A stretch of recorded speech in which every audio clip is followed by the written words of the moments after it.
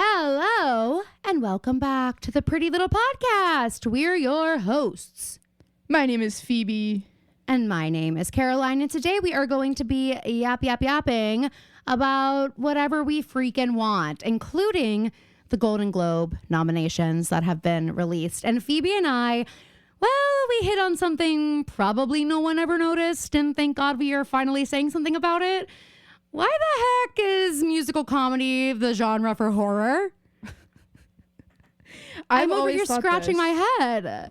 Has it always so bizarre been that like there must be some reasoning that we're not privy to, but like I just don't see a world where the substance and Wicked should be up against each other in a category. Well, I think it's partially that like I don't think there's a ton of horror representation in like monoculture, so it's not really normally getting a lot of nominations. But also we see this problem in the Emmys, at the Emmys too, I think, of like The Bear is typically nominated as a comedy. Yes. And then you look at the performances and it's like, okay, what's funny? Yeah, The Bear people are going to win these awards because they, like if you're having to pick between, Jean Smart did just win, so this is a bad example, but like Jean Smart doing a comedy role is very different than like Iowa Debris doing what she's doing in The Bear. So it would make sense for them to lean more towards The Bear performances because they're to some people they seem more difficult. I know comedy's hard, that's not what I'm saying, but it's just different. So it's hard for comedy performances to win a lot. Yeah, it's just so weird. Like I'm sorry, I don't see it happening. But if The Substance were to beat out Wicked, I mean, I don't see it happening. But if that were to happen, let's live in a world where that happens. I don't know what I'm gonna do. I don't know. I'm going to quote that tweet. I'm going to make January 6th look like a Girl Scout cookie brigade because what is it? Girl Scout meeting or something? I don't know. The point is, what is it? Girl Scout meeting? What is it? Girl Scout meeting? Who cares? Who cares? I just think it's crazy. And this is a very glaring instance of it. And it feels like. Well, I also think seeing Hugh Grant nominated in that category. Well, we did LOL at him and Sister Paxton. I know, but like he is. But there is something about him that is funny. It's true, but the movie Heretic isn't a funny flick. It's not. Guys, when I'm thinking about the comedies I'm recommending, and when I'm talking about like, okay, you're gonna go audition for SNL and you're looking for something to research. Okay, well, in all my years of experience with SNL, what I've learned is that they love really highbrow comedy, and I would recommend you watch Heretic because the comedy in that movie, it's what I'd call highbrow. Even though Caroline Lincoln, and I we were fully laughing out loud within before the movie actually wasn't even on the screen at the time when we were laughing out loud. Right. And then Sister Paxton gave us no breathing time to like recoup and like Sister Paxton, compose ourselves. For lack of a better term, had us in freaking stitches. I mean, did she not? She was cracking joke, and you don't see it coming. You do not think she's gonna be the comic relief she is. I love these girls already. I was like, what? Who are you talking about? And then I remembered. Yeah, she's just out of the two of them, frankly, there's a much better chance Sister Paxton is gonna be the laugh riot. Anybody could have made Sister Paxton more likable, but we're saying even if, let's say, I don't know, they cast someone like me or Phoebe who's inherently likable as the other sister in this movie, you would still leave thinking Sister Paxton was the laugh riot, unless of course I ad-libbed and I added in my own material and I had you absolutely, and I was like, Sister Paxton, this is a competition now, and it became a totally different kind of movie and we are all nominated. Wait, I like this version. And then it turns into the Paul Mescal skit from SNL last week where like the one girl gets to riff. No, where the one girl gets to like riff on whatever she wants and everybody loves it. And then Paul Mescal is like, okay, and I can try something. And everybody's like, okay, so that's not in the script. And this is where I tell you I fell asleep during the Paul Mescal episode of SNL, not saying he was being boring, but I did fall asleep. I was so tired. So I haven't gotten there yet, but I was laughing, I mean, so hard at the earring sketch. If you guys watched Paul Mescal, there is a scene where he's like the oldest son and he's like got an earring and they're like, oh, we're being cool. Or they go, who's the chick? And he's like, what chick? And the dad goes, the bisexual woman you're trying to impress. And then the mom goes, do the curtains match the drapes? Blue. it, Blue.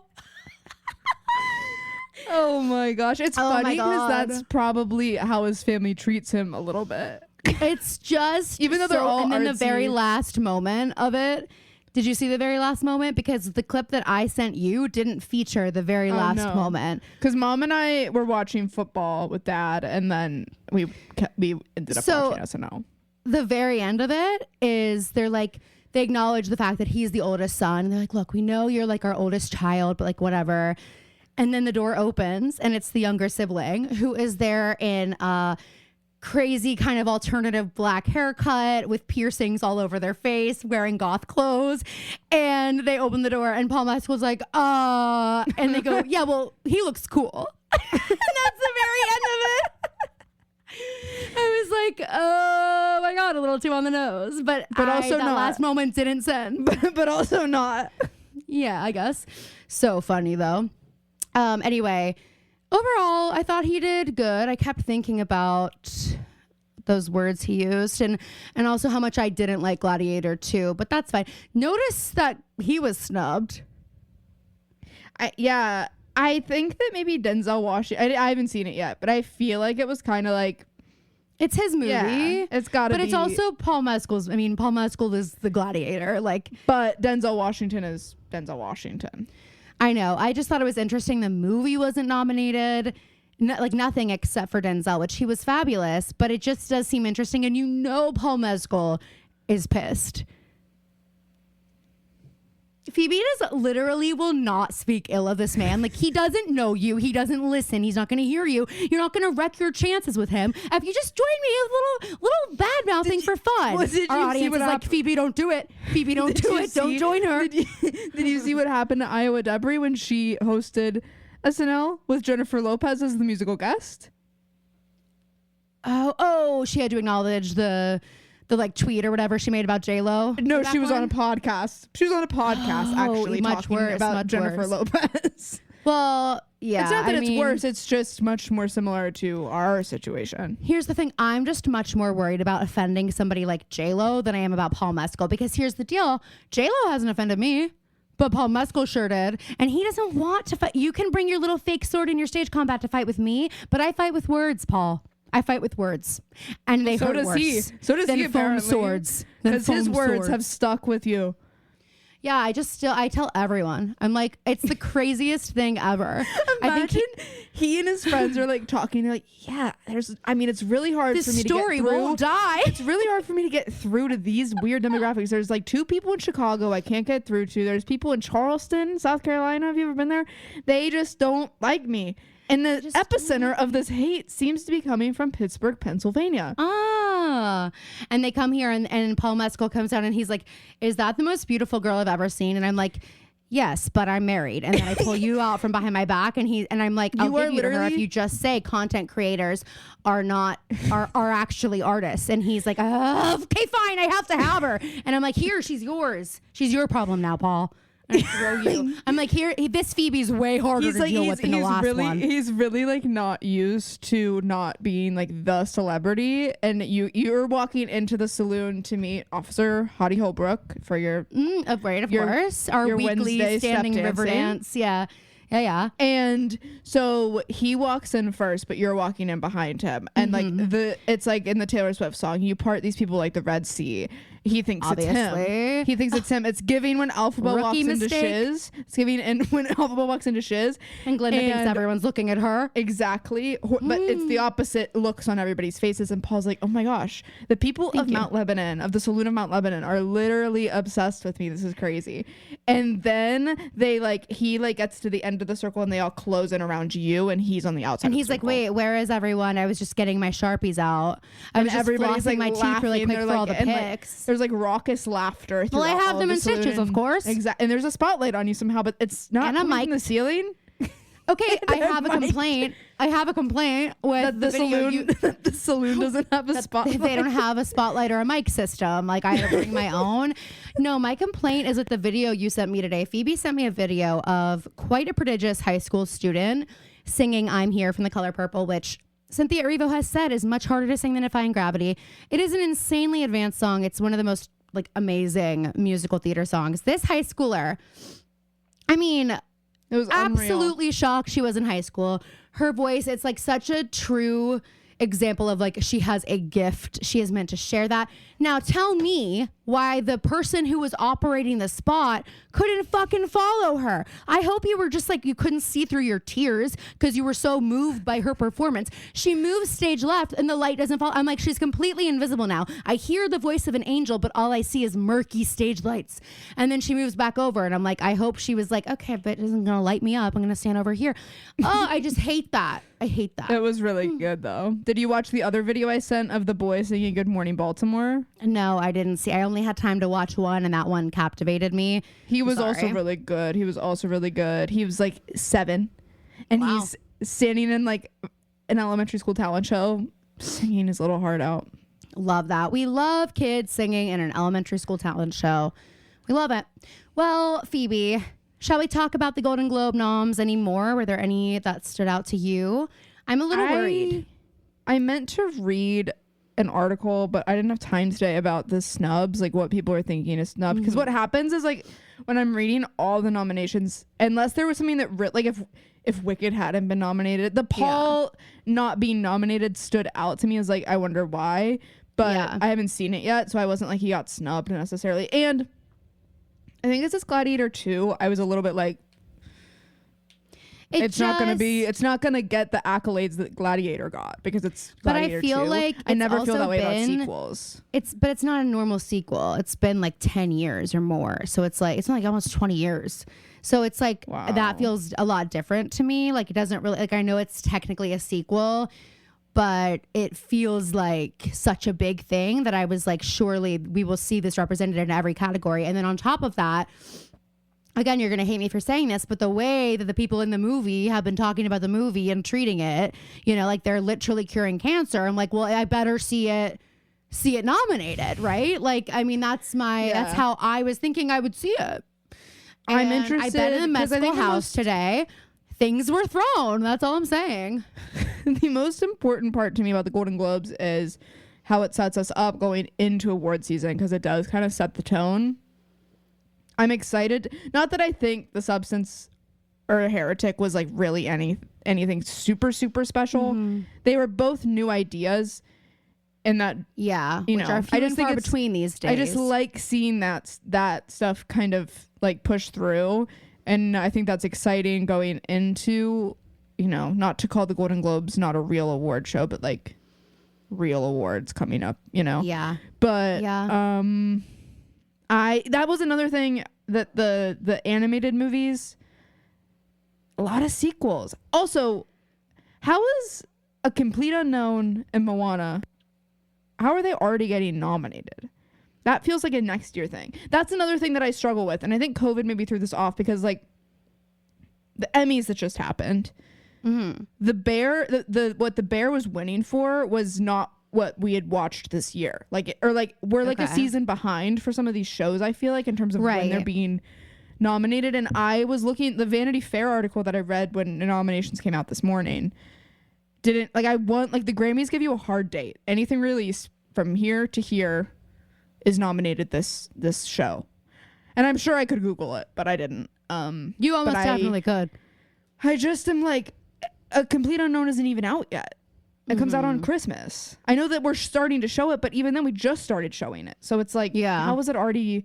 And give it a little time to marinate. It's not going to be nominated for, I don't think it will qualify for Oscars yet. You know what I mean? I think that's already happening.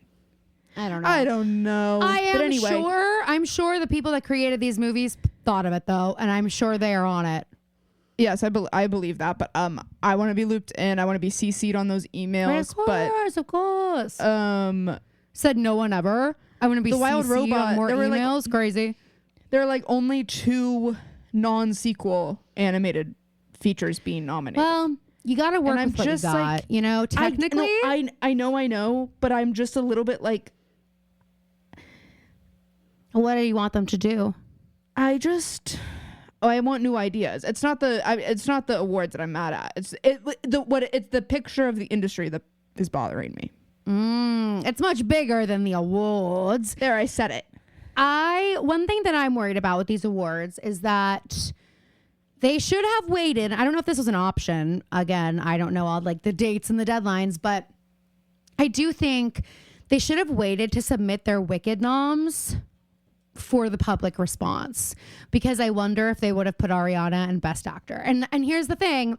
I don't think it's tough, because the thing is, I know this is like the Defying Gravity movie. This is like Cynthia's movie, but this is Ariana's movie. Like, after seeing it, I think what I've heard from everybody is Ariana stole this movie. Like, but Ariana's performance, it was the standout performance. So it scares me that she's going to win and Cynthia is not, because and the worst part is, technically in part 2, Glinda's going to have a way bigger character arc. Yeah. So I'm like, I think they were thinking they would submit her for that, but I don't think they realized, because also the thing is, in the movie, I felt like the roles felt pretty in line in terms of size. Yeah, I just think that Cynthia also made a lot of more subtle choices, which I think I loved. Ariana, but they're totally different characters. Yeah. Well, and that is, I worry that people are seeing this movie and they're just seeing Ariana. I also think, because they're also surprised. That's what I was gonna say. I feel like we have an idea of who Ariana Grande is, so we're all kind of like blown away. Which maybe then in a year when we see part 2, we'll realize that they were right in how they did it. But and maybe Cynthia, she plays those more serious roles, so this is kind of like, this feels in line with stuff she's done in the past, you know. And we also, like, I mean, at least for the people who are musical theater people, you know, not just from Wicked, it's like, this is what she does. So in terms of when I see the casting notice, we're going to have Cynthia as Elphaba, I'm like, 1, of course. 2, I'm not worried at all. 3, I go in with really high expectations and they are completely met and exceeded. Mm-hmm. I think for a lot of people, they see the Ariana thing, they're like, what the hell are you thinking? They go in with low expectations, but also high expectations, because they're like wanting it to be so good and so prepared to be let down. I think it's really powerful when, like, especially we as a people these days, we love to be let down. We are like waiting to be let down for everything. You know, we want to be disappointed, and it's like, we wanted that and we couldn't be, because it just so far exceeded. So it's like people walked away from that movie thinking, well, I saw what I expected to see from Cynthia, which was fucking greatness. But what surprised me more and therefore left a more lasting impression on me in this moment is what Ariana did as Glinda. And I don't mean for that to, like, you know, take anything away from what the work that Cynthia did, because it's amazing. I mean, I think she's so deserving. I just think also, like, I don't know. I worry that they're not both going to win, and that this could have been a major error in getting Cynthia that Oscar. Yeah, I'm just looking at who she's nominated against to see if that so read the list. Changes what I think.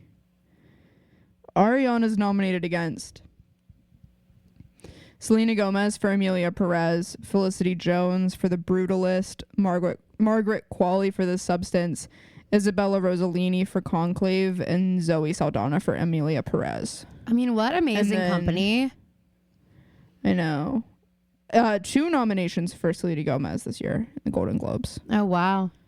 For that and for Only Murders. Mm-hmm. Wow. And then I actually remember being, now that I'm remembering looking at this today, I do remember being a bit like nervous by who Cynthia is nominated against. Yeah, that's like my fear. I think it was like a pretty impressive roster. Yeah. Not that the other one isn't, but I just felt like there were I know more we have Demi Moore. standouts. Yeah, Demi Moore's in there. Where is it? Okay, here. Okay. Amy Adams for Night Bitch, which I haven't seen. That's another thing. It's like, I haven't seen these movies yet. I haven't seen half of these, yeah. Cynthia Erivo, Carla Sofia Gascon, Amelia Perez, Mikey Madison for Honora, which I also haven't seen yet, but that is out. Yeah. Demi Moore, Zendaya for Challengers. Like, I can't, like, when I think about the whole year, it's like, yeah, it's been such a year for art and culture. I mean, you know, so I don't know. It worries me. I would love to see them both take home their respective categories. I don't think it's going to happen. I don't think they're both going to win. And I think if they're thinking about one of these people to win, but I don't know.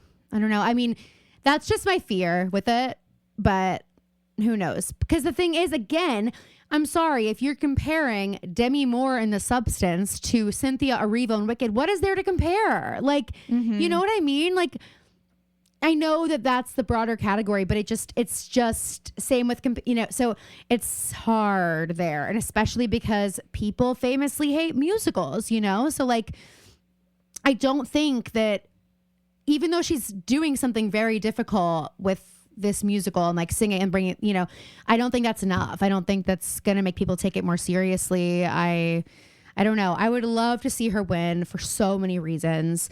And Alphabet also has a really amazing part 2. So who knows? I just think it's interesting. I wonder if they would have waited to see how the public reacted, if they would have changed it at all or something. I mean, not that I would have even wanted them both submit in the same category, because I don't think you could have put Cynthia in supporting, but like, no. I don't know what the answer is. It's just something that I've been thinking about that's interesting. I wanted to ask you something about the Grammys, and we're not really going to talk about this, but one question I have for you, just like, what do you think? So obviously, we've been saying we would love for Beyonce to win Album of the Year. All this shit's happening now. We have allegations against Jay-Z in the Diddy case, which if you're not familiar, go read up. There are allegations. I wonder if Beyonce knew this was coming, and because I'm like, where's the campaign? She is going to let this album slide right out of people's minds. And it's like, this is the time, bitch. We need to be seeing you. Yeah. I'm wondering do you think that she was aware this could happen and she kind of wants to disappear a little bit? No, well, maybe, but I don't think it doesn't look any different than it has in the past for Beyonce this award season. She's not known to she didn't campaign for Renaissance to win. I think for me, my issue, and this doesn't really have to do with the Jay-Z stuff, what I'm about to say, but like in terms of letting the album slip away from all of us, she made that decision the week after its release. You know what I mean? Like, yeah. No, I know. And I don't, know. But the Diddy stuff hadn't come out yet, really. Well, I wonder if she knew it was coming, because they knew. I mean, they knew there was a case being built. He knows he's friends. Well, I think if that were the case, I don't think she would be doing the Netflix halftime. Oh, yeah. She's doing some stuff like that, and she did the Levi Jeans commercial. So to me, it doesn't look maybe I'm wrong that way. I mean, my hope and like, I also think as we start having conversation, we're not going to get into it very much because it's not really the kind of stuff that we talk about, but I do not want it to be lost on us as like a culture. Obviously, if more comes out and I'm wrong about what I'm about to say, then like totally, that's fine. I'll take it back. I'll rescind it. But like, Beyonce was 16 when she met Jay-Z and like was 18 when they started dating. So I also think that it can't be I'm not saying she's not implicated or that she hasn't been complacent in a lot of the stuff. But I think that there is a reality we're living in where like Beyonce is also some kind of victim of Jay-Z. Well, I'm not saying what is that this is all alleged, but you know what I mean? Yeah, and I'm not saying you are, but I can see. No, I know. I can see the internet going in that direction of like, well, Beyonce knew. Of course. And the reality is villain.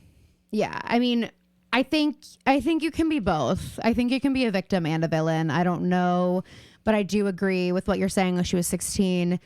I think what we're going to find, or there might be a lot of people who are victims and villains in this lawsuit. And it's because it's also like, it's such a cyclical thing of like, you kind of, not that you're letting this happen, but like you get into those situations where you're able to be victimized. Yes. Where it's because you want this one thing more than anything in the world. And you realize that if you're in these rooms, it can happen for you. And then, you're a victim, and maybe you don't think you're a victim. I feel like with Beyonce, like she might not have thought at that time, like she was just so excited for Jay-Z. Well, I mean, look at Aria. Most victim, I hate to bring it back to Pretty Little Liars, but it's like, I'm with you.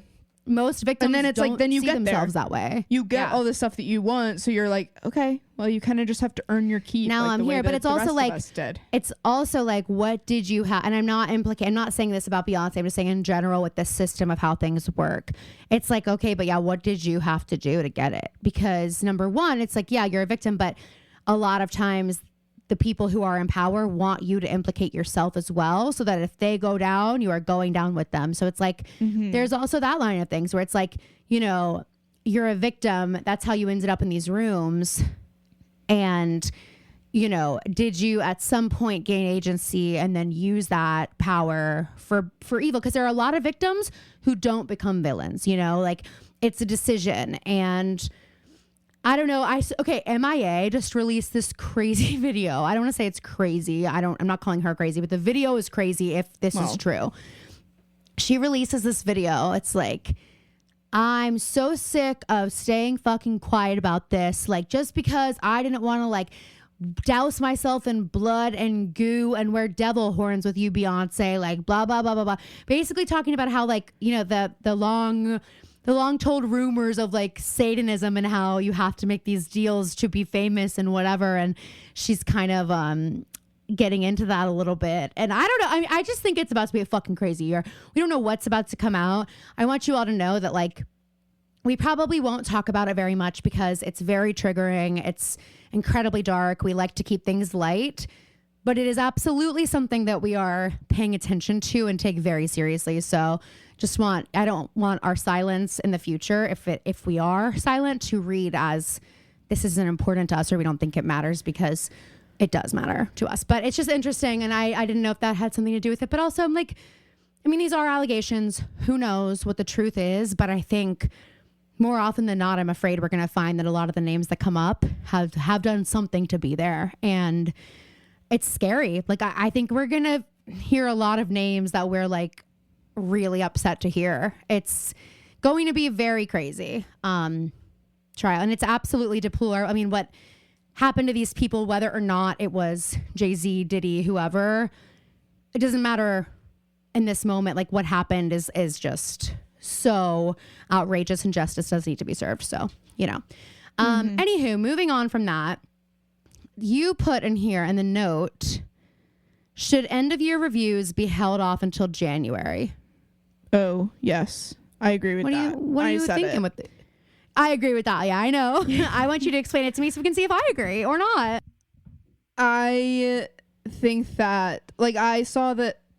I'm trying to think about why I said that. But basically the idea is, like, in December, we get all these things that are like the best movies of the year, the best XYZ of the year. We get all that in December. Number one, I just think that it's like, we can wait a month. I think Spotify Wrapped, I'm like down for that to come out in January for a couple reasons.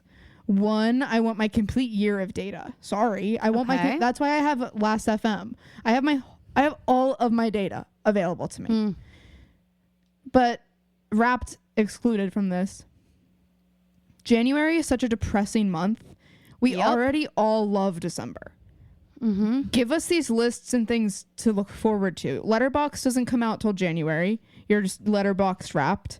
Like, which is also like, I have that basically. I just look through what I've watched this year. But anyway, I'm sure they'll make it cool. But I just feel like I want something to look forward to in January. This seems like an opportunity to mention that on Friday, we will be doing our top 10 pop culture moments of the year on Patreon. What everybody wants.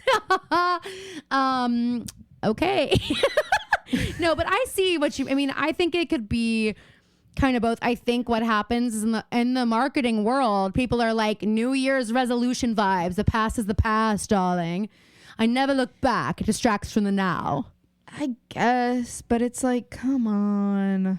Like, I'm already getting my best movies, my movie list of the year, and like two of the movies I think who knows what I'm gonna watch. Like, Christmas Day is famously one of the biggest movie days for releases.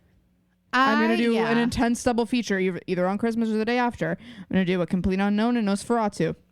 Well, you'll be able to. I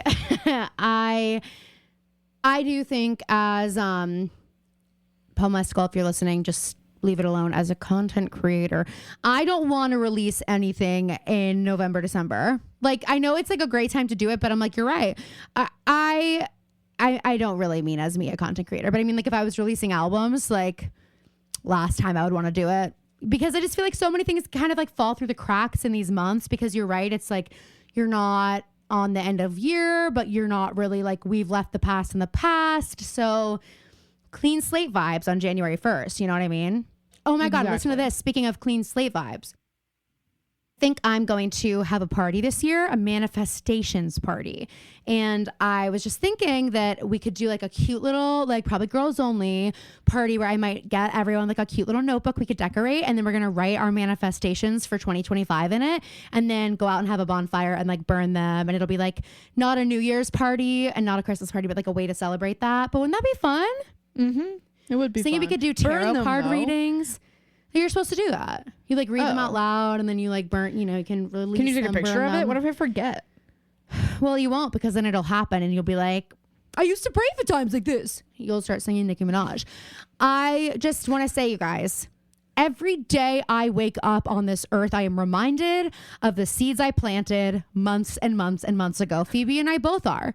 And I'm going into 2025 with the energy that, like, number one, if you don't ask, the answer is always no. Number two, just say yes until you have to say no. So keep putting yourself out there for every single thing. You never fucking know. And just because you don't hear from someone, you know, in the time frame that you wanted to, or maybe you even completely forgot about that message you sent, they could answer. Mm-hmm. They could answer, and I just hope you're ready. So I'm just saying, and I just hope you're ready. It's been a really good lesson for me, the queen of I need immediate gratification. That's me. That's like, I want to do it right now. I want to reap the benefits right now. And then I want to move the hell on. But this year taught me, if you are patient, good things, maybe it's true what they say. Maybe they take time, because the manifestations came true this year, people. So we're just going bigger and better next year. Why not? If you fall, where do you land? Among the stars. You know what would you know what would be a good mantra? Good things come to those who wait. Phoebe. Wait a minute. Okay, new merch. Okay, new merch incoming. It says good things come to those who wait. We're gonna sell out. Literally, we need to reach out to our distributor and let them know, you better stock the shelves, because we have some big orders coming. Hey, sorry, but never heard before mantra that applies to everyone. It does need to say dash Phoebe Connell. Well, of course. Is this how Aristotle felt when he was just churning out the one-liners, and people were like, let's get that on a wooden plank. Let's get that on a wooden plank to put over the entryway in some woman's kitchen. Please, God. I do know Aristotle. And I know how to ball. Okay, guys, that was it. Should we talk about our Spotify Wraps? Sure. Phoebe, yet again, no surprises there. Phoebe Taylor Swift is Phoebe's first artist. Guys, how many years in the running? For the first year ever, no men in my top 5. No men in my top 5. I was like, okay, work. Maddie posted hers, and she was like, I'm embarrassed or whatever. And I saw it, and I was like, girl, there's nothing embarrassing here except for just one little thing. And I said, but don't worry, next year, Phoebe and I will make sure there are no men on your list. And she goes, it's just basic. I was like, shut the fuck up. It's not basic. That's what came out this year. That's what was good this year. Yeah, no Mac Miller on my list this year. Normally he's a strong number 2, but well, you listen to a lot of music, you know. Sorry, sir. I do. Guys, I was in the 90,000s minutes wise. Yeah, I thought, well, and here's the thing, you guys. I have such a warped view of this, because I see how many minutes I listened, and I'm like 54,000 or something. And I was like, God damn it. Because I just know Phoebe's is going to be like 90 or something. And I was like, I just always feel like I'm so, and then I look at some of y'all's. Some of you guys listen for like 3,000 minutes. Are you okay? What do you do? How do you even have a top? How do you even have a top 5? You listen to 3 songs. What? It's like, what do you do? I'm like, okay, so we are the biggest fans of music on planet Earth. How do you fill the space? Phoebe and I are the biggest fans ever of music. I mean, that's just what it is. I want to say that Guys, we had so much fun making this Spotify rap for you with the Pretty Little Liars characters. We did. Why are you being so annoying about it? so mad? Okay, I actually wrote something down about this today because we got another comment from someone. Okay, I don't need Jason's. Well, No, you don't. those are crazy. Those are crazy, guys. Breaking We love news. you. We love you guys like sisters. You know this, but like We love that you guys love the content. it's work. But you didn't actually need any of them. Make your own. Make your own. It takes a long time. Phoebe you're and gonna I like critique on them anyway. FaceTime's like, okay, and You're gonna I'm not critique them anyway. Yeah. A lot of Because thought went into we've these. gotten multiple comments that are like they wouldn't listen to Taylor Swift. What planet are Yes, you I guys did. living on? How about this? Yes, look at their Spotify rap. Yes, they did. That's I But I'm literally just, like like, today I'm somebody realizing- commented. I was on my phone and someone comments, Spencer would not have listened to Taylor Swift and neither would Ari. And I commented back within 3 seconds of it being posted, yes, they would. Like, yes, they would. Shut up. I'm getting so argumentative. One day Phoebe Well, goes I through and also- likes all of my arguing comments. I was just like, shut the fuck up. I realized that like, and we both listen to Taylor Swift. I think listening to Taylor Swift is cool. It is cool. The people commenting that don't think it, and then then my thought is, you guys think these girls are way cooler than they are. Or maybe and with your perception of mind. coolness, like with their I perception was about to of coolness. insult people. I was about to say maybe you're not that cool. Maybe Okay, so you said guys it don't know what's anyway. cool. Well, there I said it. Caroline held her tongue, and then Well, here's the she deal. immediately said it. If you're listening right now and you're like so mad at me, which what else is new? Let's say you're listening to this right now and you're like, how could she say that about me? That was my comment. How could she say that? I don't know what's cool. You're welcome. I just taught you. Now you know what's cool. So go fix it for 2025. Okay. Now you know. You should have Taylor Swift on there. She wasn't even on mine, which was crazy. Was she? No, she was. She was had number to two. be. I think she's number two. Album that came out this year. Yeah, I think she was number two. I don't know why I said that. I'm trying to be Aria. Even though someone commented and was like, Caroline making fake profiles and commenting because she's mad that I put Taylor Swift on them. She's like, Spencer would turns not out I listen don't to like Taylor Swift. Just kidding. Well, I'm like there, and I'm like, hey, you guys, there was a version where Taylor Swift was like the only artist on Spencer's, and I had all 5 songs Taylor Swift. Like there was a version that was hilarious. That was just that, and I almost went with it because I was like, that's fucking funny. Get a sense of humor, you guys. Some of it is just funny. Like they do listen to Taylor Swift. Well, I love the I people don't that are like, Allie would not, or Allie would be listening to Lana Del Rey. And I'm like, maybe, but she's not in her top 5 this year, bitch. That's another thing. I'm like, okay, list. Do you guys only listen to 5 artists? And there, Yeah. you decide who your top Did 5 they artists are going to forget? be on January 1st, and that's all you. Were we listen for the supposed to entire year. compile their entire listen? Maybe we were supposed to have their scrabbles fee, their entire Yeah. listening history for the entire fucking year. I was like, you guys, I listened to Lana Del Rey this year too, and she might be number 6, but she's just not in the top 5. Someone commented and was like, Aria would not listen to Taylor Swift. And I said, actually, she would, but she would be so mortified about it. She would not be sharing this with you guys. So you're welcome. We found it. We hacked her computer. We hacked into the mainframe with our Slay software, and we got it for you. You're welcome. Where's the gratitude? Where's the gratitude, as they say in Oz? Guys, my favorite little Easter eggs is that the boyfriends had their girlfriends' songs in their rap, and also that Mona and Hannah had 2 Most Wanted on their top 5. It's like a little stab in the heart. I'm sorry, but it's also like, what's so funny is just how much thought we put into this. And if you guys haven't seen them, well, first of all, what the hell are you doing? It's at the Pretty Little Podcast on Instagram. The ON Podcast is a 0. I say it all the time. Anyway, our Spotify Wraps that we put out, one thing that I just loved about it was that like Diet Pepsi, which first of all, Hannah would fucking love. And the only reason Addison Rae wasn't in her top 5 artists is because she just doesn't have enough out there yet. Exactly. But like, probably next year, wait and see, trust. Okay. But Hannah for sure is a Diet Pepsi bitch. I can picture her in her kitchen with her headphones on, like jamming around singing. And I love that it's number 5 on her list, but it's number 2 on Caleb's, because every time you're in the car and Caleb's driving, she's taking Caleb's phone and turning it on and singing it over and over and over again. So like she's not listening to it as much on her iPod. Wait, I didn't take this into account, and I can't believe nobody commented this. Oh, well, there's time. We do have that episode of Caleb where he like moves into his apartment and he is like listening to like heavy metal. Oh, and right. I just didn't see that for him. Someone yelled at us about not having Elliott Smith on Hannah's, and I was like, "Well, believe we talked. We thought about it, but like she's it's happy this right year. now. That was so long ago. That was so 2008. And she probably still listens so to Elliott long Smith, ago. but like but it's not her top 5. It's like maybe that year he was, because she was going through an intense breakup.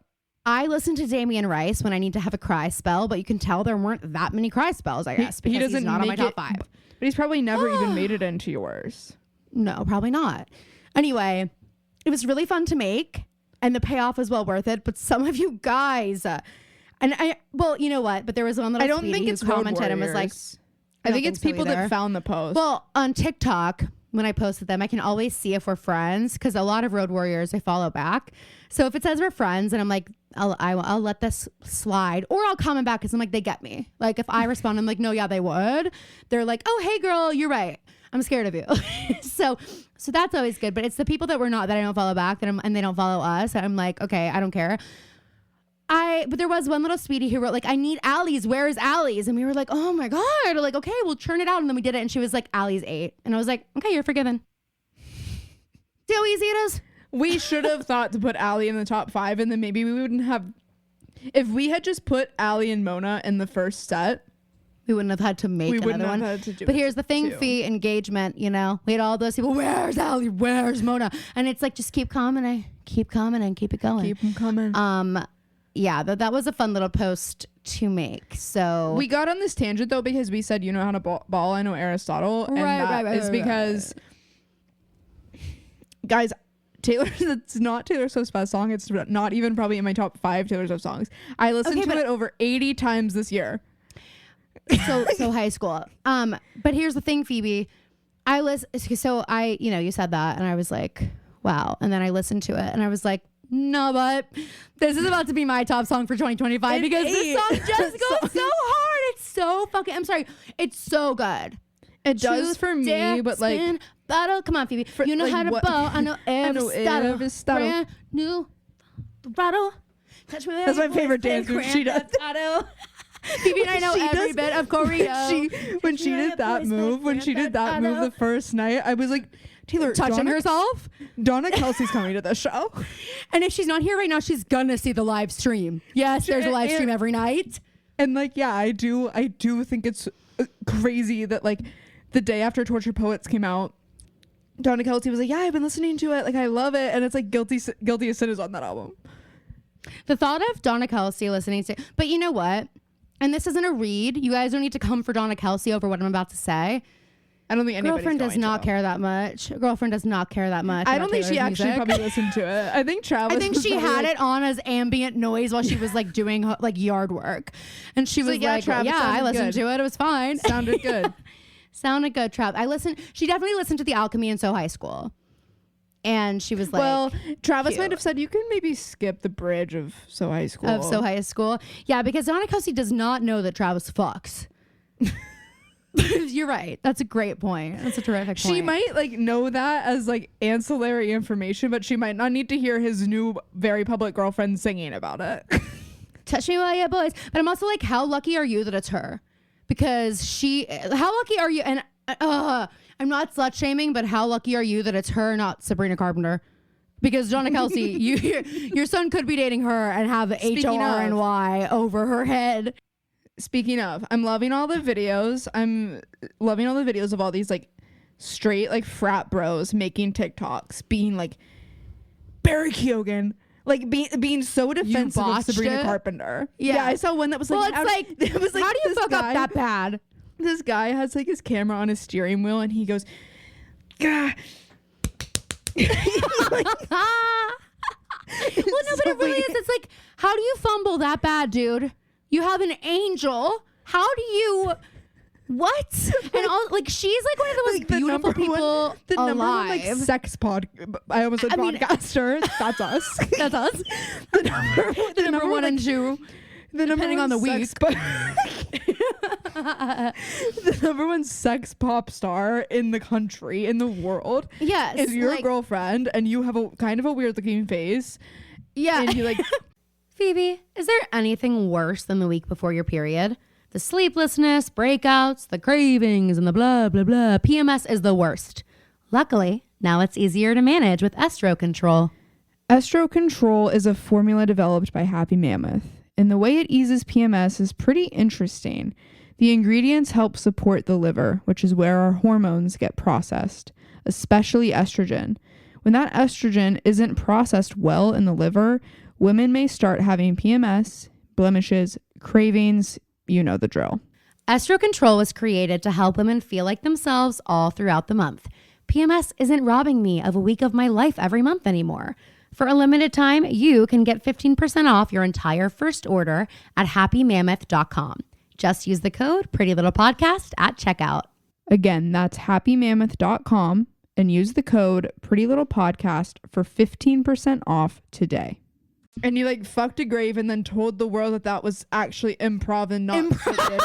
What did you expect? She's still dating and we let you off. And we as a society said, were like, oh, look the other way. Like the please video was hot. Like okay, fine, Sabrina. Barry's like, please, to the director of Saltburn. He's like, please, just whatever you do, it's fine if we tell people the grave scene was improv, but do not tell them the bathtub was also improv. Please, because Sabrina is going to feel weird about that. Just don't tell them that you walked in and saw me doing that just during a break, okay? And I like to keep filming because all the world's a stage. Jacob Elordi's like, yeah, don't tell them that was an improv because I don't need them knowing that that's what I was doing on set while the cameras were down. He's like, excuse me, guys. There's something weird happening in the bathroom. And I don't know why. And I don't know why it would be happening. He's doing something weird. And again, I don't know what he like doing. offers up his part in things and then realizes that he has to be like, they're like, wait, well, why was that in the bathtub? And you're like, all right. Okay. All right. In the grand scheme of things, I guess it's more normal than what we're dealing with. So, yeah. I also, really quick, Jacob Elordi, why the beard? You look like an English teacher. You look like a high school English teacher, not the hot kind, not like Z. Yeah, it's not good. Kelly's face when she saw it. Wait, but we did capture the exact moment. So I'll you have it on camera? No, of course. Oh my god, we have to post that. Kelly's introduction. Well, I had to get her permission. There's also a hilarious grid. The same moment we were doing that Snapchat filter. Well, Anthony was doing it of like it's your face and turns you into like who you were in like the 1920s or whatever. Right. And so he takes a photo of me, and I'm like, I have to post a photo. I am like, my eyes are half closed. Okay. So my eyes, I'm like mid blink and I'm making like a face and I like have a hat on and like, I'm not, and the photo is like, not to toot my own horn, like gorgeous. It's like a really great photo. That is absolutely not what I thought the ending of that was going to be. Well, but the point is like, I looked so bad in the actual photo and it like opened my eyes for me. Like, I'll show you. Kelly does. Then Anthony's like, let's do it to Kelly. And Kelly, it's like the best photo of me ever taken. Did it make her a man? So Kelly's like, don't do it to me. It's just going to make me a boy. And Anthony's like, no, it isn't, Kelly. Like, don't, come on. And he does it and yep, lo and behold, it immediately makes her a man. And she's like, I'm sorry, Caroline's eyes are closed in that fucking picture. And it like creates this like gorgeous portrait. And then if Kelly's like, it's like the son went to war. Like it's literally like the photo they have, the mom's like, when will he return? Like that's a photo of Kelly. Oh my God. Her hair was in a ponytail and my hair was down. So I think, that's probably part of it. But it was so funny. I do think that we should post our two, because I also have Maddie's reaction to the Jacob Elordi beard, and it was oh my god reaction. Okay, and guys, submit yours. I don't have a picture of it, but I was scrolling and I saw the picture of Jacob Elordi with his beard, and I see I don't comment on any like public, like any Instagram page, like Variety. Like I don't comment on that, but you can see people that you follow that do comment on that. Maddie? And I see Maddie, and she had commented. I sent it to her. Oh my god, I'm scared. And she said, "OMG, not me caught in 4K." I was like, "You posted it on the public internet." like yeah, you were caught in 4K, I guess. She said, "He really can do it all." And she commented that? I just Maddie, girl, no.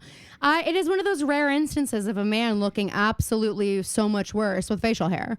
But imagine how funny it was me scrolling and seeing Maddie Barjone. She didn't tag anybody. She just commented that. I love when that happens, when I see So people doing funny. that. I used to, like, if it's like a famous person that I'm like, oh, let's say like within reach for, like, sometimes I'll see like a Broadway person I know, like, or like someone who's a musical theater comment on someone's post. I'm like, well, maybe, you know, there's a way. And then so I'll go see if they follow each other. And no, I'm like, oh, you're just being funny. I kind of love that for you.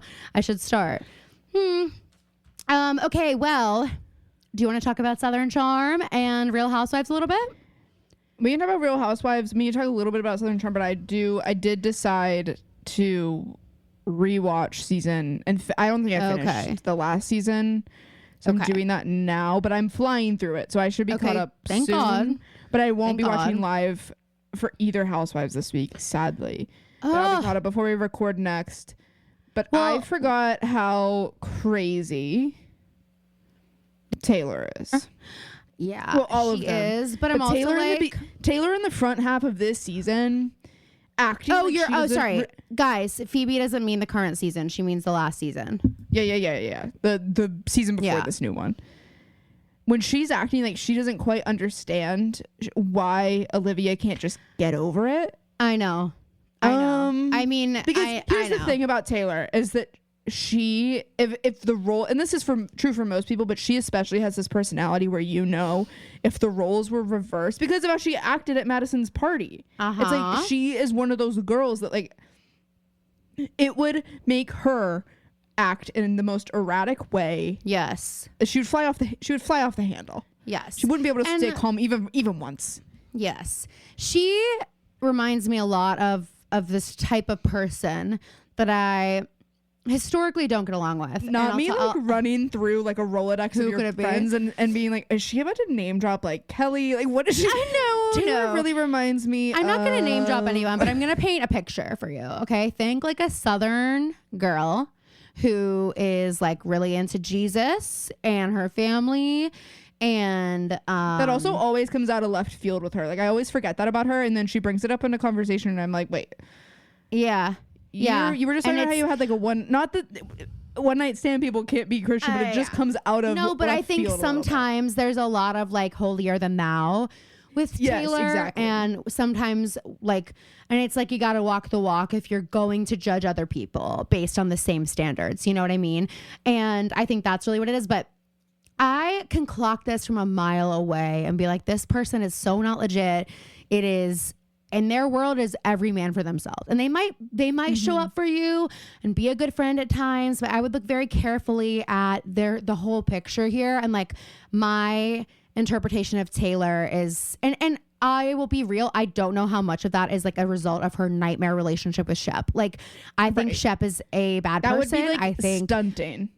Well, you're not going to hear this, or you're not going to see this, or maybe you did. But I'm going to talk a little bit about it just because it was last week's episode. But Shep talks about how he went and did an ayahuasca retreat. Did you see this at all? No, but of course.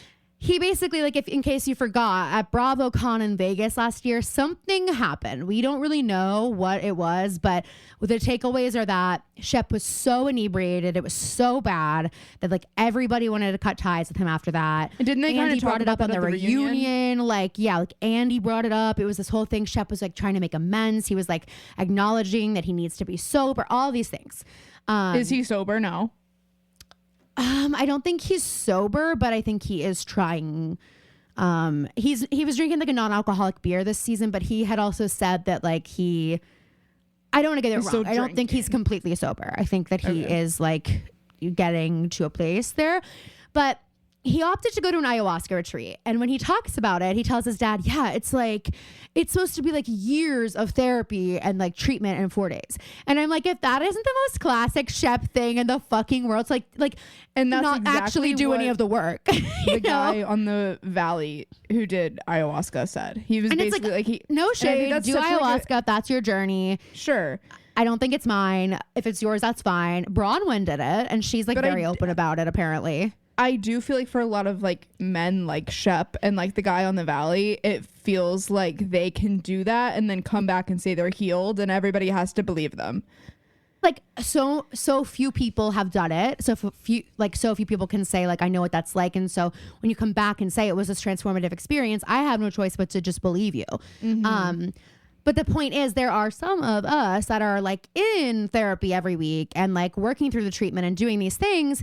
And it's a lot of work. And I think there are some things where it's like, I don't know if that ayahuasca trip really did replace all of the work and like the habits you need to build and these things that you can only really learn over time and through healing. Like maybe, I don't know that much about it, but I know that he came back and said a few things about it. And he said that he had visions. And one of the visions he said was about Austin and his sister, his late sister, which I'm like, don't tell Austin that. Number 2 was, and Shep's like, and I felt how bad that hurt you. And I just cried for you. Like I felt your pain. And it's like, oh, of course, Shep. And then he's like, and then I had this vision that Taylor was like a bird. She was like a baby bird. And I was nurturing her and I was taking care of her and like all these things. And then she kept trying to fly away and like get up and fly away. But every time, and he's cracking up. He's like, but every time she'd fly into the windows. And she'd like keep hurting herself or she couldn't. And she kept coming back down. And then she was with me. And he's telling Austin that.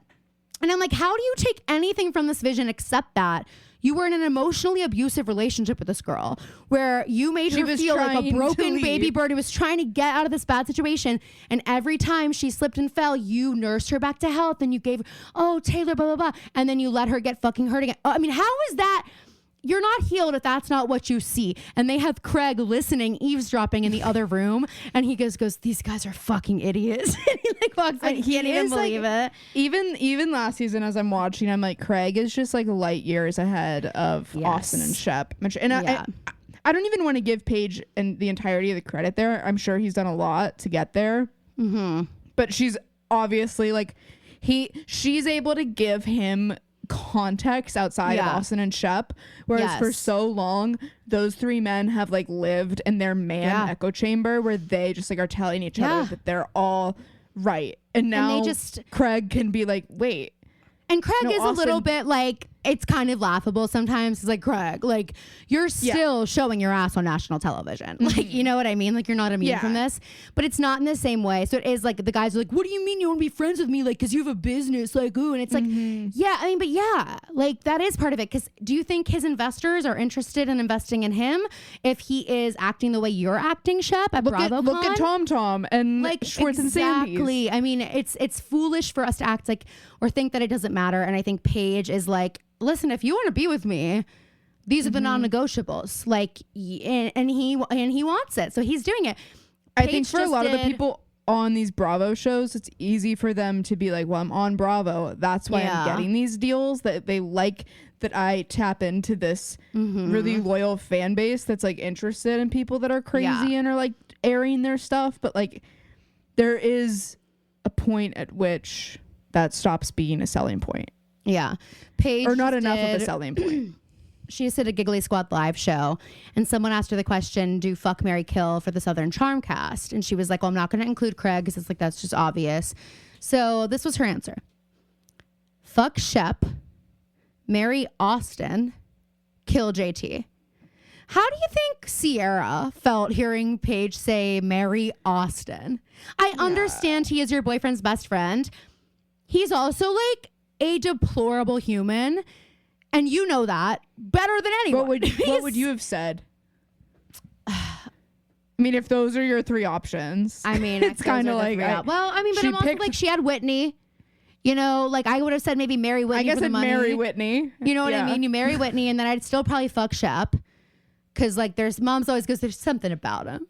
It's so, like when always got that like Southern guy hair that I love, when it's like wavy. Well, it's gray in this season. It gets a little long in the back. That's my favorite. But he's just like a classic Southern boy. He's like well read. I mean, he can talk well, but he's a piece of shit. So like, Austin, I guess that's what I would do. I would kill Austin. He has the look, but then it's like as soon as he opens his mouth, he's so condescending and annoying. And Shep is more charismatic. Initially. And it's like there are moments where Austin's really likable, and there are moments where I'm like, I totally get it. I totally get getting wrapped up in this. And then it's like he shows you who he is. And the thing is, I just can't with these women. And like, you know what? Tom Sandoval's girlfriend is an example of this too. It's like, I know she doesn't watch the show, but I'm like, when you get burned by this person, do not act like you're shocked by this or that this isn't the person you knew, because you actually had so much more information than most people have about the people they start dating. You know, like you have way more. Like, do the quick Google search we're all encouraged to do when you go on a date with somebody, and you will find plenty. Oh, Tom Sandoval probably looks at it like, yeah, my girl's so cool. She like so cool about everything. She doesn't watch anything. She just knows me for me. But like, to me, like, I wouldn't want to tell people I didn't watch it. If Tom Sandoval was my boyfriend, I'd have to be like, dumb, girl. Like, the way you're defending him as if, like, girl, you need to watch this and realize we know there's more than nothing here to defend. There's nothing here to defend. Phoebe, you didn't acknowledge my text, but it is just something that we need to hold space for. I mean, the fact that Ariana Madix and Stassi Schroeder had the same birthday. Yeah. That could not, you can't so script that kind of shit. We are never going to get that kind of TV again. I mean, we're just not. And you know what? I don't want them to try, because their that whole arc. Because the thing is that they didn't try for that. That was a coincidence. It just so happened that the Ariana, the pick me bitch for a while, thinks she's so much better than Stassi, and they have the same birthday. And Stassi, like, who loves her birthday more than anything in the world, she wants everybody she knows to be at her birthday party. And they're gonna have the party on this. They have to pick between, but like, especially the year where they have two separate parties, and it's like Stassi's favorite day of the year. Yes, and she's like, and Ariana's like the new shiny thing. Oh my gosh! Yes, so I mean, so bad. Well, I just saw this TikTok that was like ranking. You know, here are 6 of Sheena's like top delusional moments, and there were 2. I just have like, I made Anthony. I forgot about how crazy it was with Rob. I actually like, I think when you're watching the show, like, because I watched it in such a concentrated period of time. Yeah, where like I'm just like, that's Sheena. But then when you like, it's like a jump scare on your timeline, and Sheena's like, yeah, look, he just like doesn't really like physical. I just know that he didn't kiss that girl because he doesn't even really kiss me. He doesn't. He's like not a big kisser. I love when Lella's like, so does Rob ever send you flowers? And Sheena goes, no. I don't really like flowers. And Lella's like, oh, so really? And she's like, no. And then it goes to like a confessional, and Sheena's like, honestly, like, I hate flowers. Like, if Rob ever brought me a dozen red roses, I would be like, #basic. And then it goes back to the bed, and Lella's like, well, does he ever get you presents? And Sheena goes, I don't really like presents. And it's like, girl, shut the fuck up. Sheena. Yes, you did. Sheena. And then later, they're like, Rob walked in. Who likes presents more? They're like, Sheena, Rob walked in here and just kissed this girl. And Sheena's like, yeah, I just don't believe that, because like, Rob doesn't really like kissing. Like, actually, like, Rob and I don't even kiss that much. Like, that's how much he doesn't like it. But like we show affection other ways. Kristen's sitting on the bed, like, if you're getting Kristen to act like that, Kristen's like, yeah. If Kristen is clocking the delusion, then it is out there. Okay? It is out there. It was for you, Sheena. I mean, what an incredible show. And I just think, if you never got on board, it is not too late. When she's sitting on the couch with, I forget his name, that Sir Waiter that she was with, Adam. And I can't believe I just pulled that out of my brain. It's a sickness. Yeah. It's a sickness. I am trying to, because for some reason I was thinking that was Stassi's guy. Adam has that like blonde comb over, and he worked. He was like, he came in with like Dana and Max, like that. Okay, yes. And they're sitting on the couch, and Lisa's watching this, and Sheena's like, okay, so tell me you don't love me. So tell me you don't love me. She like saying it over and over again, and he goes, I don't. And she goes, like, just tell me you don't love me. And he's like, I just did. I don't. And she said, like, so Sheena, darling. Sheena, I need you to come roll some silverware. She comes over. She's like, honey. Don't work here anymore. Sheena's like, I don't work here anymore. For 5 minutes. Oh my God. Okay, well, we should talk about Salt Lake for a little bit, because I'm sorry, there's not another franchise doing it like Salt Lake. High body count hair, add it to the lexicon. I'm sorry. Angie K standing in Meredith's bat mitzvah and looking at Brittany and saying to her, Brittany, you look like you have high body count hair, high body count dress, high body count handbag, high body count shoes. I think I look like a mother. And I think she also, I'm gonna start saying that. I think I look like a mother. That's gonna do numbers on TikTok. I think I look like a mother. But Angie K's full of moments. The idea of being at a bat mitzvah for an adult or or an adolescent and saying, well, your hair does look kind of pornish. And then your hair don't let her make you feel bad, but you do need Kerastase Thermatique though. I'm sorry, it's so good. Like, and then Angie's like, you don't need to get security. I weigh 100 pounds. When they're like literally having security like lift Angie to take her out of the bat mitzvah. Meredith, when they're like doing the budget for the party, they're like going through it, and imagine they're like, Meredith, do you really think we need security? She's like, go watch seasons 1 through 4 of my show and then ask me that question. No, but imagine if it's not for her. It's like not even like a preemptive thing. She just likes that they're like in her like artillery. Well, yeah, honestly, she's like, no, I like that I have this secret weapon that I can pull out if needed. Yeah, and security. Also, I know she loves can leave. She's like, the last time I called security, there wasn't security, so there will be security this time. I won't be risking that again. Can I just say though, Angie, spoiler alert, we won't talk about this much later, but Angie's on my nightmare rotation this week. Okay. She gave us amazing TV. I know, but I mean, it's she's like, in the wrong. She absolutely is. And even watching the after show, like one thing that really bothers me is someone's inability to like admit that they were wrong, or like, it's okay if you like are looking back on it now and you're like, maybe I was a little bit too mean. Because everyone is. That's what the after show is for. Not Angie going, I could have gone lower, and Mary going, you could have? What would you have said? I'm like, wait, no, let her answer. And it's just like, whatever Brittany said, the thing that she said to and I am a little bit like Bronwyn. I know you're making good TV, but that didn't need to come up. That was you crazy. Orchestrated this entire thing. But it was insane of Brittany to say that. What Brittany said before the bat mitzvah was that she thinks the reason Angie is calling her a slut is because Angie is like stepping outside of her is that's what Angie's doing with Sean. I'm like, you mean her husband of like 30 years? Yeah. Like, it's not the same. It was messy, Brittany. Especially like, because there have already been rumors about their marriage. I totally get it. But Bronwyn shouldn't have said it for sure. No. But Brittany, you can't act like, what?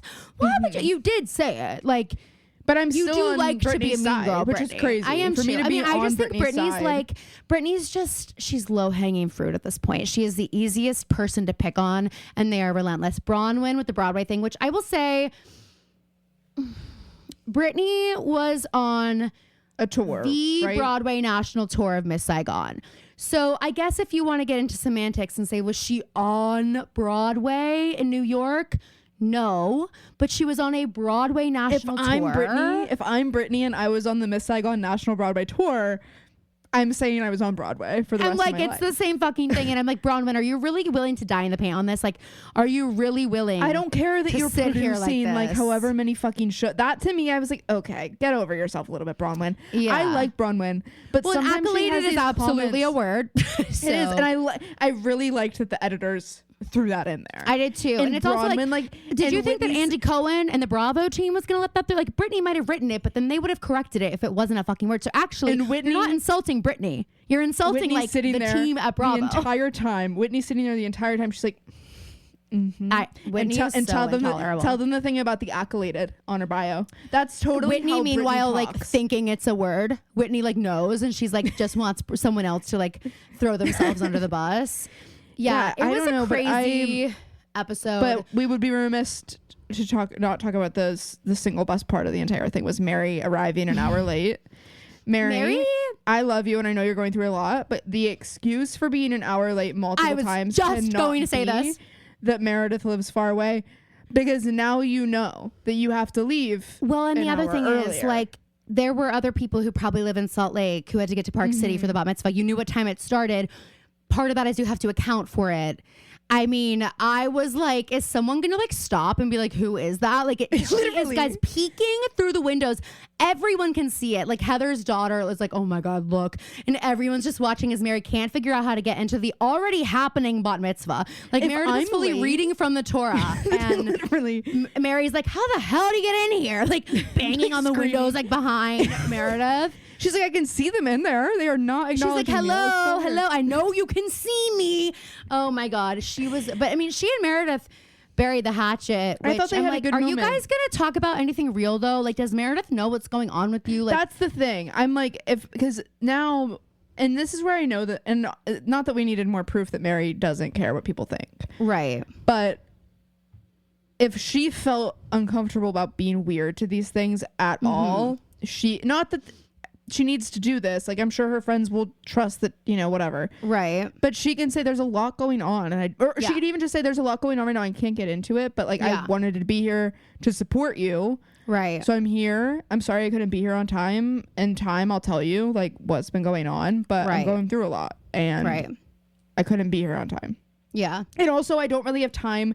Like the Meredith fight, it's like, okay, right now I don't really have time to like worry about this. It all feels, so trivial, like compared to what she's actually But to Meredith, going through. it's still like, right. That's right. When hard, it's like, when they don't know what's going on. You owe them an explanation, right? But like, when they don't know, it is harder for them to give you grace because of how it looks. And Mary just isn't the type to feel like she needs to explain it. So she's like, think whatever you want. I literally don't care. Which is kind of, we kind of And it's not, that's another thing but- about Mary is she's not really looking for grace or sympathy. She's like that. And that's why she doesn't feel the need to offer it up. For me, I would need to be like, don't be mad at me that I'm late. Right. Well, we know. Here's $500. Here's $500. Does this make it up to you? Cold hard cash. Cold hard cash. Don't ask how I got it. And I already scheduled extra shifts to work off any so more. I promise. Insane, dude. All right. Should we do our rotations? Yeah, you're first. Okay. Oh my God. I still didn't talk about wedding stuff. Okay, guys. I'm sorry. And now we're an hour and 15 now we're an hour in. minutes So this is what happens is we actually had stuff to talk about. Hey, listen, I'm going to talk about it. Okay. I promise. I'm just not today, but I will talk about it next week. I'm putting it on the note right now so that I do not So hold forget her it. over a little bit. You could maybe send her just some you have off the top of her head. What if her wedding's next week? Well, and we miss it. God, and we literally miss it. I'll message you, girl. I'm so sorry. Okay. Am I on Dream? But congrats on your wedding. Congrats. Girl who I'm on always Dream, aren't I? comments. Yeah, you are. Fuck my life. Can you go first? Wow. I don't have it. And I have to pee so bad, but like I'm holding it. First is Zachary Levi. And really he could be in it at every point, at any point in the last year. I didn't really know who he was before he was in the news for things that annoy me.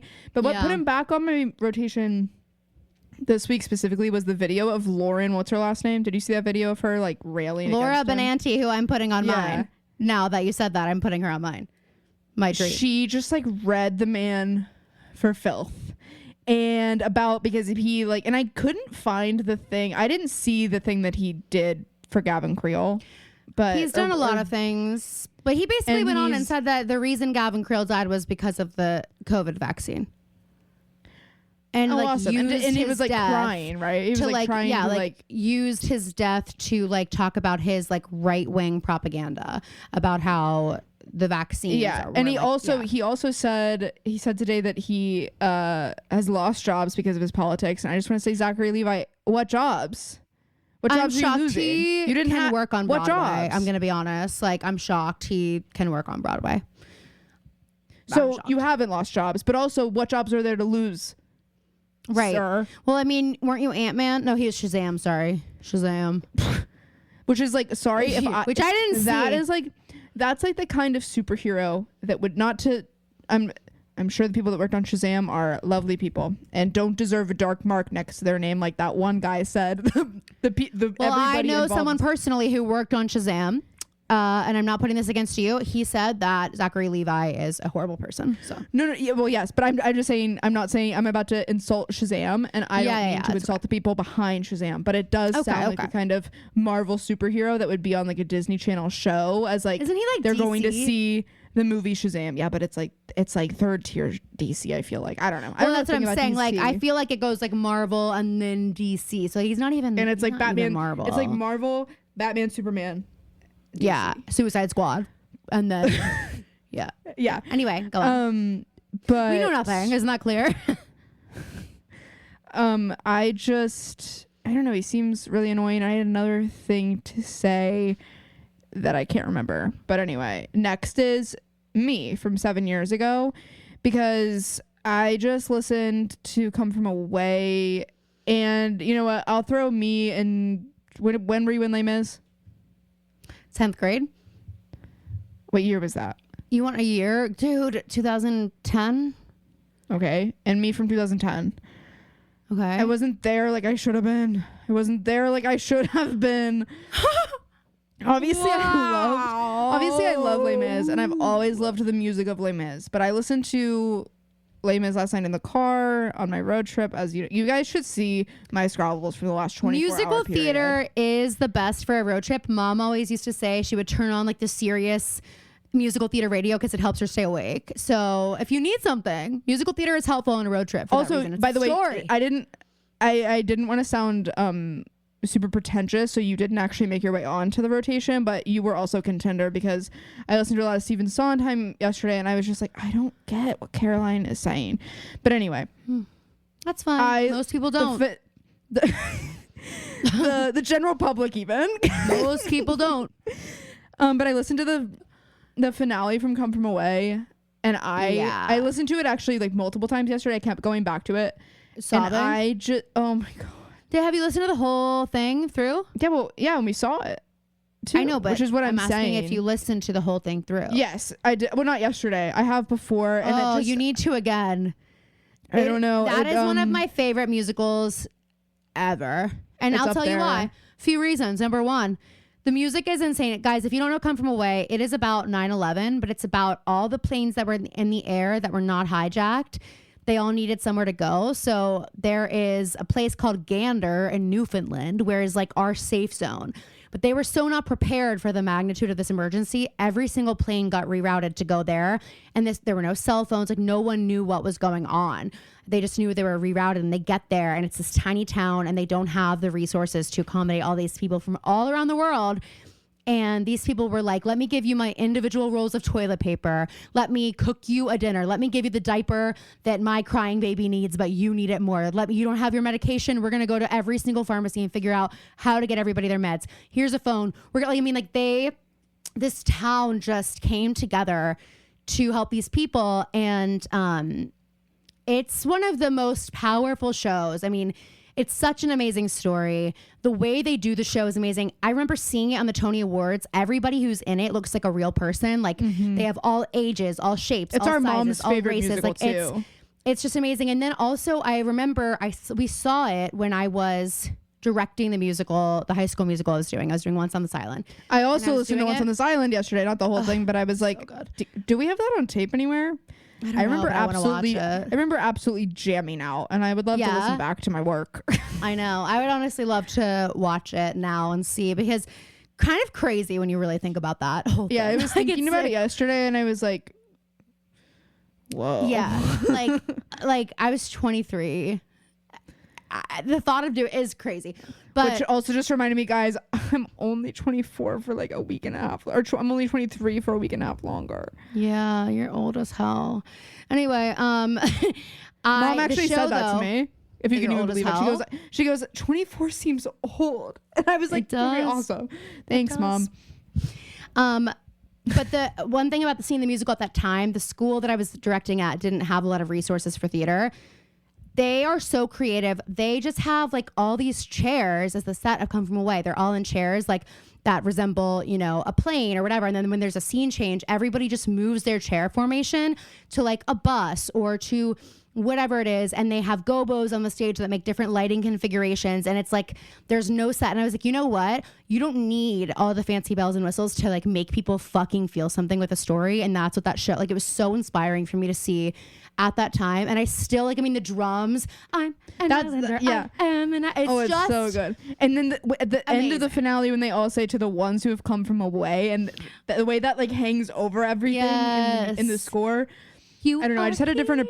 I think it's also like when you're driving sometimes. Like I got into a habit, I think, before of like skipping through my Broadway playlist to like find things that would keep me awake. It's all I listened to yesterday, basically. That and Cowboy Carter.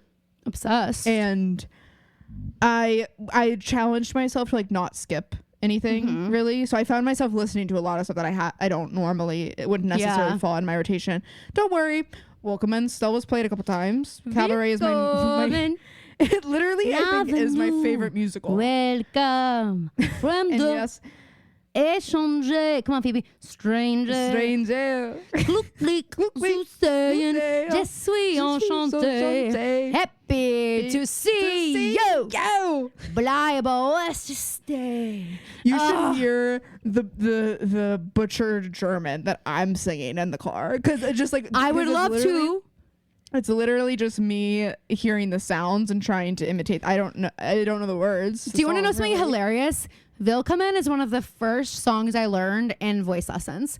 I was doing group voice. My first ever voice lessons were group voice with Caitlin and another girl growing up, and they taught the three of us Willkommen.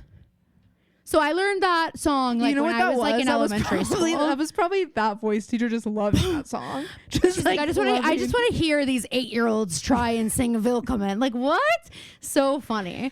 Because not only is it in another language, it's in like a couple different. It's in like a couple. Life is beautiful. It's in like a couple different languages, and the content. Is, like, more than really a couple. adult. Yeah, he literally says welcome in like every language, and then. Yeah, it's not. I mean, yeah, it's so funny to think about now. Like I had that in my binder for so long. Willkommen. So yeah, me 7 years ago on my rotation. Then last is Angie K. The Chiefs almost made it on here, but then I remembered Angie K. The Chiefs, I'm fucking tired of it. Angie K did a little bit of slut shaming, and I mean, I know you might think that we did this episode, but you're wrong, because if you want to know what real slut shaming looks like, just watch last week's episode. But I do want to say they need to bring the entire cast back, including Brittany. And I will say Angie earned that seat next to Andy at the reunion, and the rumors are they're going to be able to make a 3-part jam-packed reunion. You know how like they'll do 3 parts, but it's one or two of the parts falls off. Yeah, no, like because I feel like it's like you're either doing 1 or 3, and sometimes they're like, oh, we have like enough for 2, but we can stretch it and make 3. And it's like, no, he says Andy, it will be jam-packed. I'm going to give you permission. As many as you need. You can do 2. You can do 2 if 2 is the number, because there is stuff I don't care about. All right, are you all finished? Because I have to pee so bad, so I want to go into mine. Okay. Yeah, I'm done. First up on my dream, inspired by Phoebe's nightmare, is Laura Benanti, who we all used to call Laura Benanti, but it's Laura Benanti. She is a Broadway diva. She was the Countess in Sound of Music Live. Maybe you remember her from that, if you guys saw that, where Carrie Underwood was Maria. Yes, of course. She is fabulous. She is so wonderful on Twitter as well. And I will never forget, she is the person who I was telling you, there was a tweet of Laura Benanti tweeting to Stephanie J. Block, and it says, or no, I'm sorry, it was to Audra McDonald, and it said, come, let's mix where others choose to belt. And I absolutely love that, and I like want to get that hung up in the studio. It just says like, let's mix where others choose to belt. It's like the girl in I'm Here. I don't know that was like necessarily a mix, but there was one decision she made where she went into her head voice. It was a stunning head voice. Yeah, I know exactly and, what you're talking about. It was, I'm gonna and that's another thing. I think. There's another thing about when you can tell that someone has the gift is when they like they can make those decisions at such a young age when they might not even understand why that's a more impactful choice. Right. Well, and a lot of times they don't think it is. That's also comes with a lot of maturity. I remember.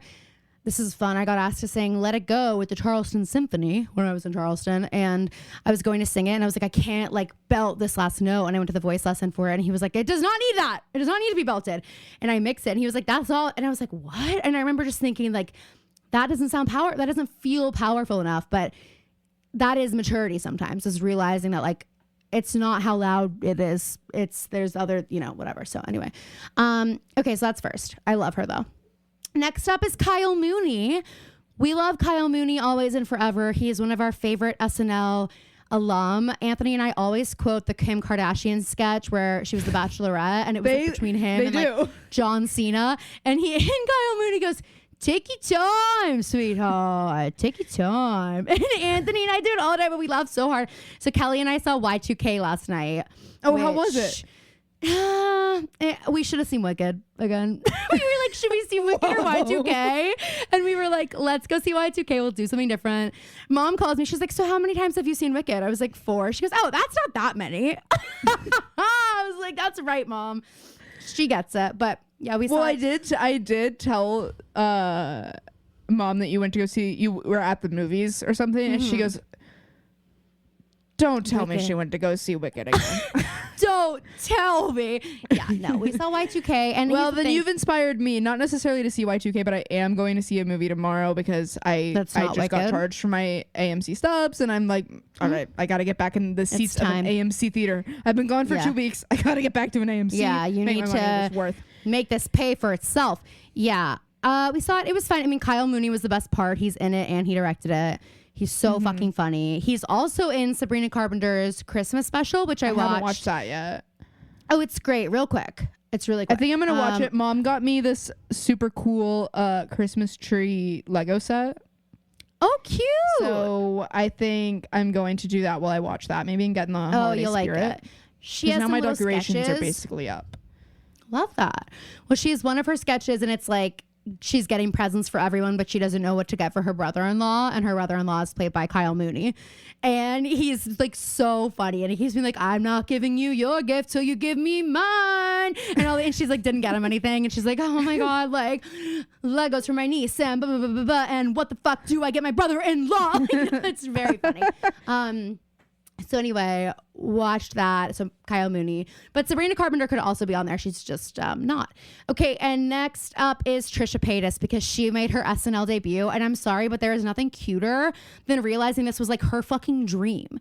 Yeah. And also, don't forget, this is a good time to remind you all that Trisha Paytas knows who we are. She makes content. Oh my god, no. Maddie, did Maddie also DM you separately? No, because she DM'd me. Also, I love when she communicates with me via DM. You will have my number, girl. She was like, how crazy is it that Paul Mescal's hosting? Trisha Paytas is on SNL, and let's talk about the 6 degrees of separation. Do you think we came up with Paul? Probably. We probably did. We probably did. And she was like, those girls are mad at you now. Watch out. Watch out. One of those girls is mad at you now. When they're mad, we find out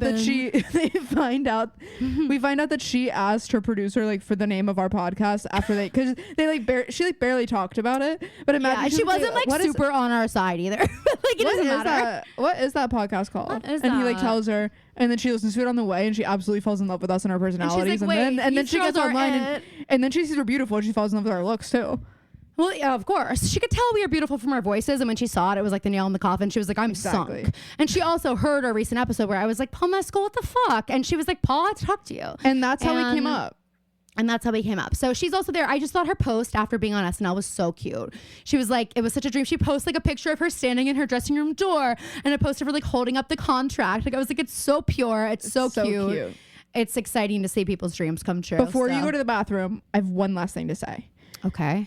Did you, and I know that it's probably because it was the last weekend of the Eras tour that Gracie Abrams decided to like beat her face before she went on stage. But I saw a TikTok that was like, how funny would it be if Gracie saw the lineup for Actors on Actors and saw that Paul Mescal was sitting with down Ariana with Home Wrecker Grande and was like, I really need to turn out. I've got to step it the fuck up. I got to step it the fuck up. She's like, wait, I saw Wicked and I think Ariana's a better singer than me.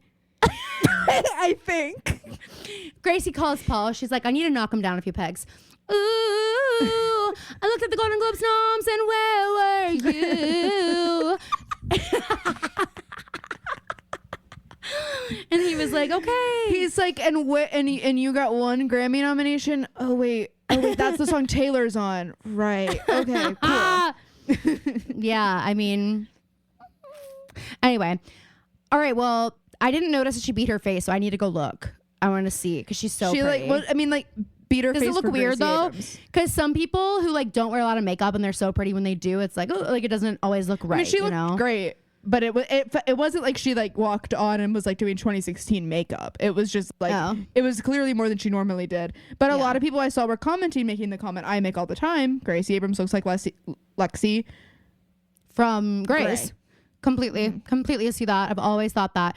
Also, and it's like if Lexi made music, it would also be the same music Gracie makes. They also do like, you know what? In my head, they look exactly the same. Yes, me too. I can't tell them apart in my head. No. You're saying this is our collective conscious and they are the same person. You're thinking that Gracie stepped it up because of Ariana, but I'm like, she said Trisha's on SNL this week. Okay. Taylor, can I hire Glam too? And she was like, I don't know. maybe- I mean, Paul Mescal and- called her out by name. That doesn't really happen. And maybe I could come on stage for a surprise song again. Maybe just one. Anyway, all right. Well, I'm going to pee my pants and we have another episode to record. So you guys, thank you so much for listening. Check out our Patreon on Friday. Check out our recap on on Thursday. Sorry about last week, but you have a great, wicked, like in-depth recap, our thoughts, all that you can go listen to. If you are waiting desperately for Thursday and you need something, that's there for you. We love you guys so much and we will see you next week. And And splat.